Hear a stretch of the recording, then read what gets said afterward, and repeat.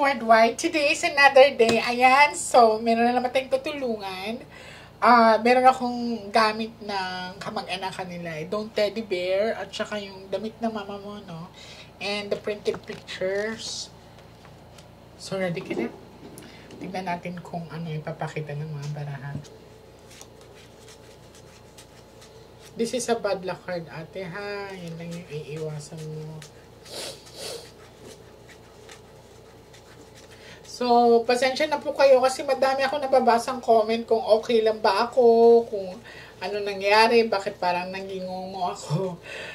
Guys, meron po akong nagkasipon po ako at saka ubo. Sobrang nagkaroon ako ng clogged nose dahil sa pabago-bago ng panahon.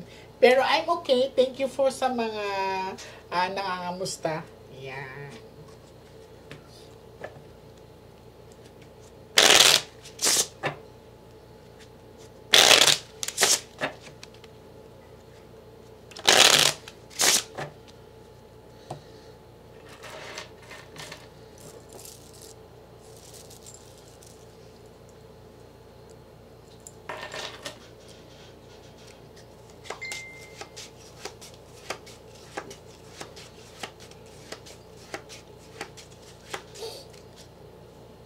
I want you to pick one card. Thank you. So, this is you. I'm hoping that this is a red card.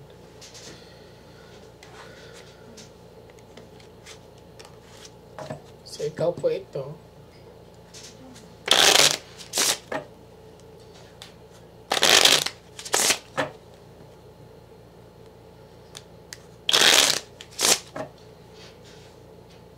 Cut the cards into three.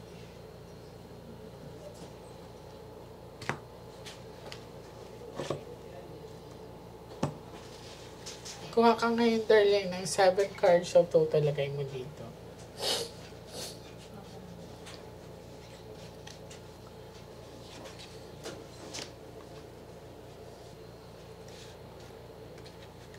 Pag may queen dito, mama mo na yun, ha? So, this is you. I'm hoping that this is a red card. Okay. Uy, si kuya to, oh. Okay, nandito na mama mo.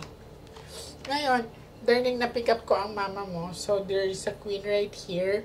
7 of sharp objects. So, biglaan yung pagkamatay niya.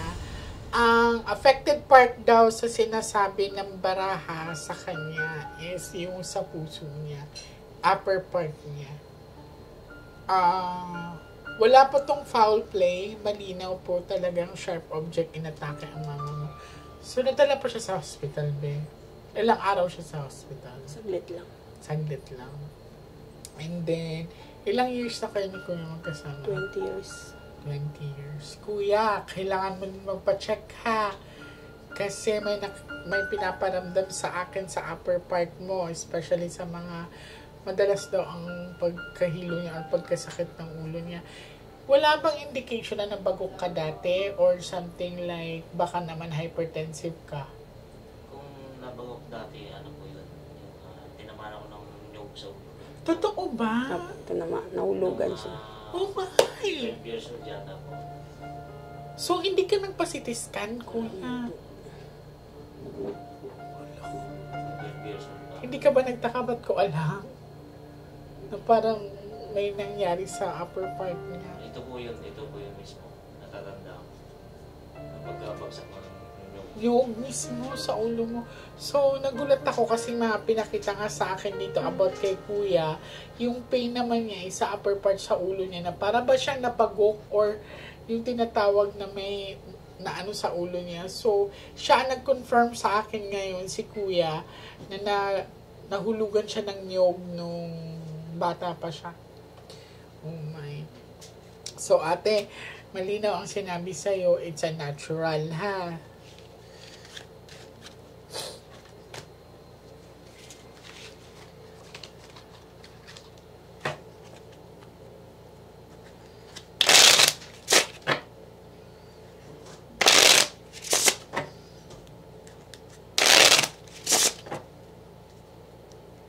Cut the cards into 3.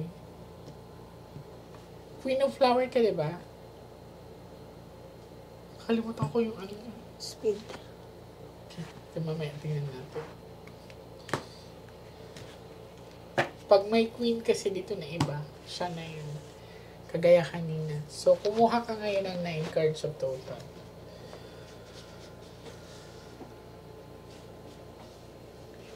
So, malinaw po ang pinakita sa akin. Walang foul play.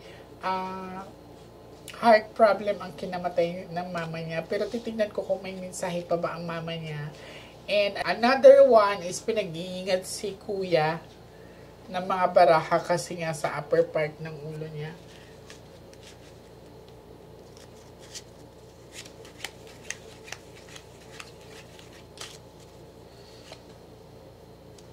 Ayan natin. Malungkot. Ay, kailangan mo din daw magpa-check. Hindi ka ba nahihirapan huminga minsan? Minsan po, may nahirapan. Ito ang reason kung bakit kanya pinapupunta dito. Halagaan mo daw yung health mo. Ayun ang puro itim o sharp object. Yung health daw niya, kuya. May property ba si mother? Kasi may sinasabi pa siya dito na hindi daw naasikaso. Sinong umangkin nito, ate? Yung kapatid ko po, siya na yung nagmamala ng paupahan. Bakit siya lang? Bakit ikaw hindi? Hindi mo ba kinausap? Hindi pa kayo nag-usap sa property na to? Ako po yung inani. Laging... Ako po kasi laging namin. It's okay.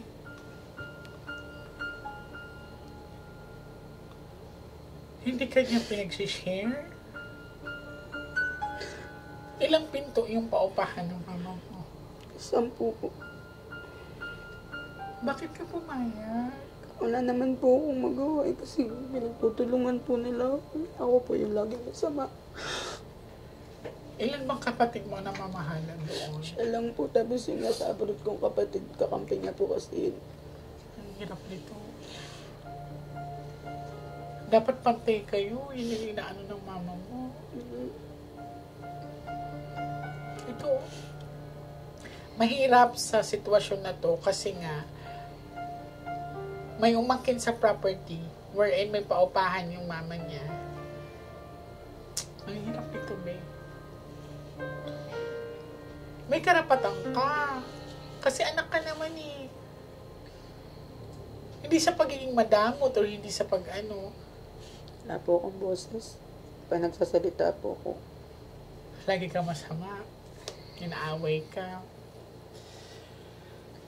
Ito talaga mahirap sa mga Pilipino. Culture of the Filipino. Pag sumagot ka, masamang tao ka. Pag hindi ka naman uminik, wala kang pakialam. Diba? Pag nagbigay ka, kulang. Pag hindi ka nagbigay, madamot ka. Ito o sadness.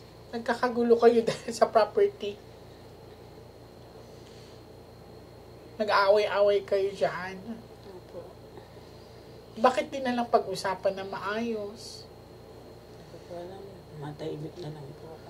It's better na lang, huwag ka makapag-agawan. Pero, may karapatan ka eh. Bunso po ako sa babae. Oh, bunso ka pa. Dapat maayos ang pag-uusap. Dapat hati-hati kayo kung anong income meron doon. Baka nga mas kailangan mo pa compared sa kanila eh. Diba? Okay. Kuha ka ng last 12 cards. Ewan ko ba, mahirap talaga sa... hindi naman lahat, pero most of the Filipino families, ganyan yung nangyayari. Especially pag mga property, walang kamag-anak, walang kapatid. Cut the cards into 3. Ang message ng mama mo is dapat hati-hati kayo. Kumbaga pantay. Okay? Another is kailangan magpa-check ka sa health mo and si kuya din. Kuha ka ng last 12 cards of total.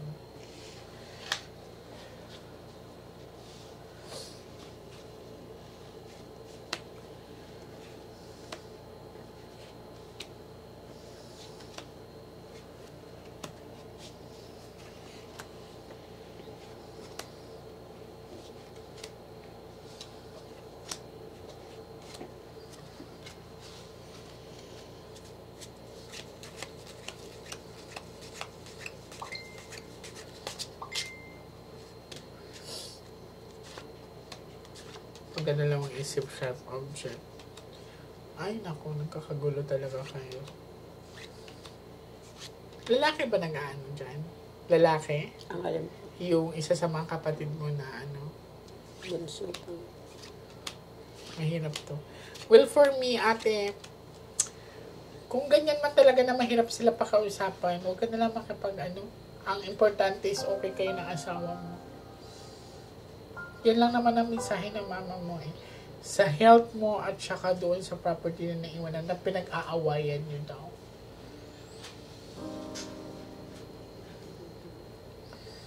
Wala naman siyang iniwang ano eh, last will eh. Balak pa lang po sana niya. Wala siyang iniwang last will. So sana kung nag-usap-usap kayo magkakapatid, na sana naghati-hati na lang. Di ba kuya? Eh, mahirap to ate. Kung matitigas sila. Kami mga pinapalayas na. Di ba? Kaya po, Walang pamilya-pamilya. kaya napunta po kami ng Cavite. Dapat nga talaga may karapatan ka mag-stay kasi anak ka naman, di ka naman ano eh. Kaya tutulungan siya. Pero ate, mas importante ang peace of mind. Siguro maginhawa ang pamumuhay nila ngayon, pero wala silang peace of mind. For you, yes, andon tayo, struggle tayo everyday, mahirap ang buhay, pero ang dapat mong pasasalamatan is nandyan yung pamilya mo. Si kuya nandyan, mga anak mo nandyan. Okay? So maraming salamat po sa iyo, ate, and God bless.